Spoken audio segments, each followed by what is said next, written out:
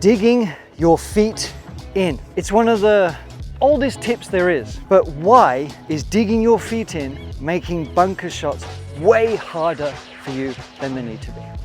What happens when we dig our feet in? We obviously lower ourselves. And the idea of that is to make sure that we don't collect the ball first, we get under it and hit the sand. However, more often than not, digging the feet in here lowers us a little bit too much if we do it too much, but also it's making us hit way more sand than we need to. So when we're hitting so much volume of sand, because now basically the ball is above our feet, I either have to grip down it just to compensate, or if I keep it the same, I'm going to be chunking out a mass of sand just to get that ball out. That's hard work. We want to be taking as little sand as possible because that's going to give us the most amount of control.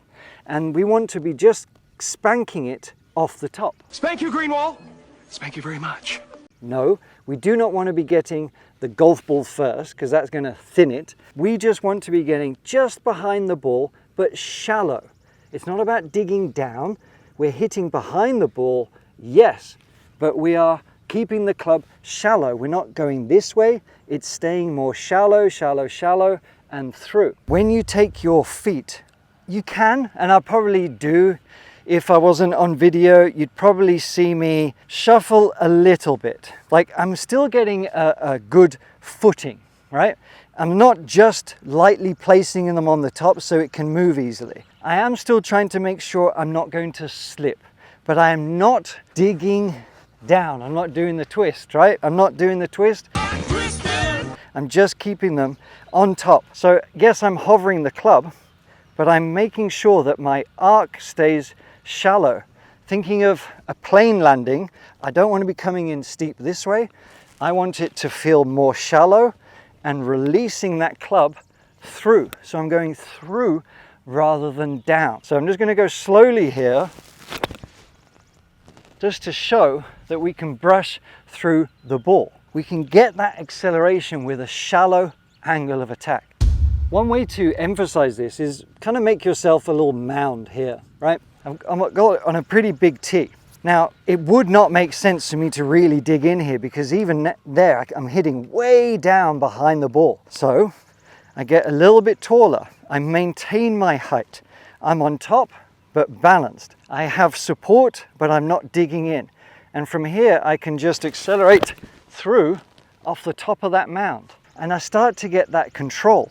And then I start thinking not just about getting it out, I'm thinking about moving these few grains of sand with the club onto the green. That's my distance control.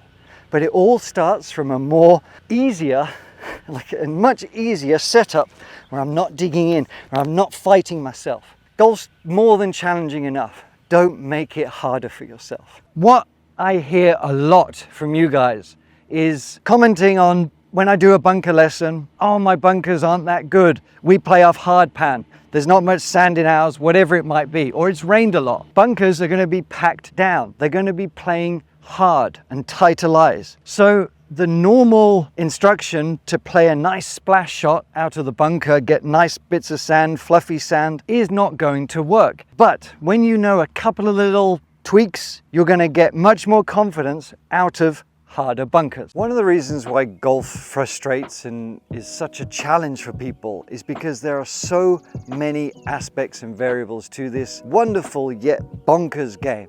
Yesterday, maybe you chipped great around the greens, but perhaps next week you won't be. There's always little bits we want to be working on, but that's why we've created the Art of Simple Golf.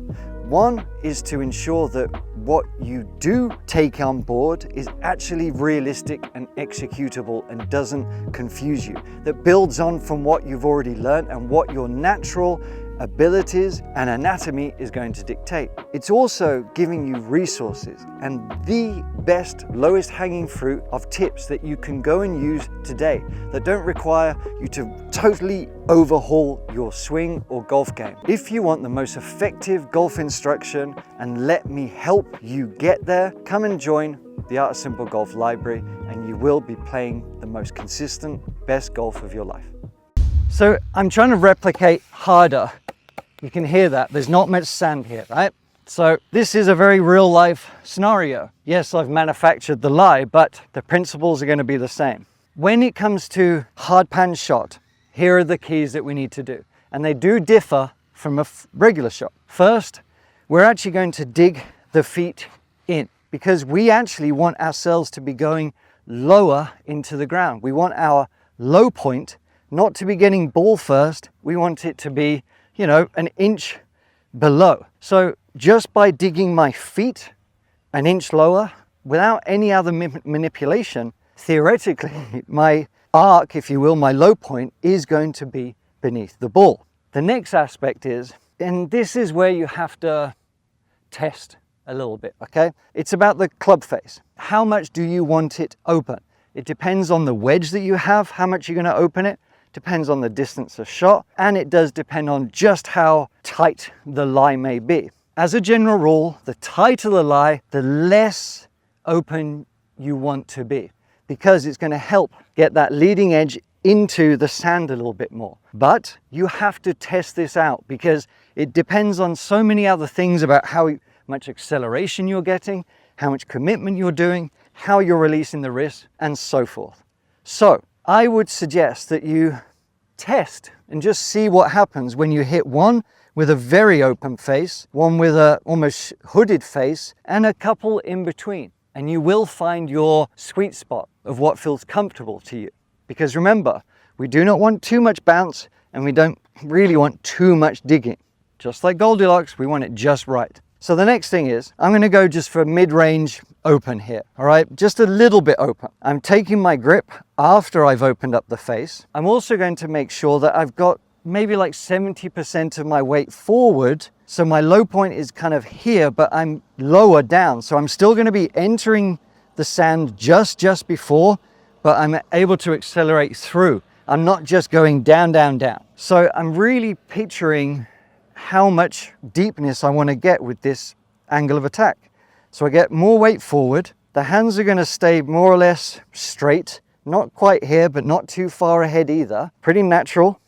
Just let them hang. And then from there, the last final setup tweak is actually to stand a little bit closer. Standing a little bit closer is going to keep me on top of it a little bit more and ensure that I'm staying down. I'm not trying to flip it up. I'm ensuring that this club isn't going to bounce off.